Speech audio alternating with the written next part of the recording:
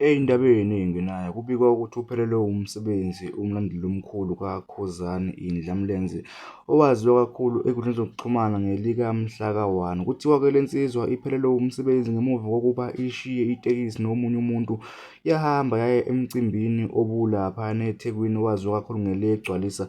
Lezi y'ndaba zivezwe yinsizwa yakaNongoma eyaziwa kakhulu ngelikaMgibe.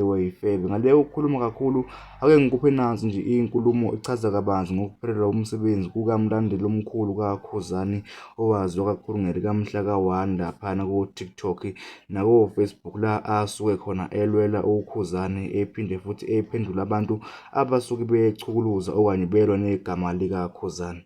Nansi inkulumo kaMgibe. Mhlaka-1 oza la bafowethu, umhlaka-1 oshiwe bafethu emsebenzini, akasasebenzi. Itekisi uphuciwe, itekisi ayisekho, akasenakhumbi njengamanje ayishayelayo. Kwakumele ngithule mina bafowethu umhlaka-1 uma eqamba amanga ethi unetekisi, exeka imoto zami ebiza ngamasekini, ethi namatekisi wathenga brand new. Mase ngim-exposer emphakathini umhlaka-1 akhipha amangweba athi mina ngilala nengane yami. Kwakumele ngithule mina lapho, ngingasho lutho, ngimiyeke aqamba amanga adele emphakathini.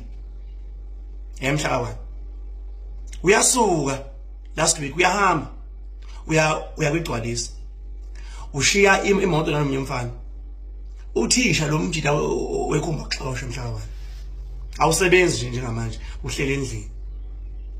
Ngibhlungu mhlaka-1 ngalezo ndaba lezo-ke. Mhlaka-1 umsebenzi uyahlonishwa ndoda.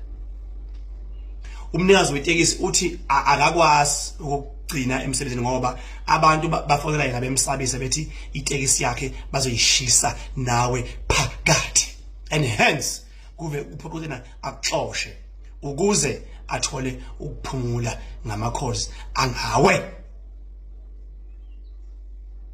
Mhlaka-1 khula ube indoda, ngenza ivideo ngikhalela uBobo ukuthi lento enyenza kuBobo ibhlungu.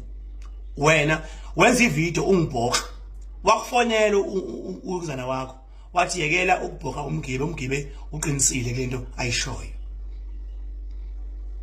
Wayidelete ivideo yami wena ngoba kusho umqashi wakho. Sibhlungu namhlanje mfethu umsebenzi ukuphelele ngenxa yokuphapha nofuna ukubukwa nofuna ukuzenza insizwa la ku TikTok. Awusebenzi manje, uhlele ekhaya. Okubuhlungu ke awuhlele ekhaya, uhlele emqashweni, awunalo ekhaya wena. Uhlala emqashweni, awufuni ukuya ngoba awuzwani nomndeni wakho wena. Ngibhlungu mfowethu, but I wish you all the best mfowethu. Ngathi umsebenzi ndoda ungawuthola, ube right ndoda. Iloko futhi engikufisela khona ndoda. Njengoba ngangenzile kuBobo, nakuwe mfethu ngiyafisela mfethu konke okuhle. 2, ngiyafisa mfethu na January let me know ukuthi ngizokufakela imali ye rent.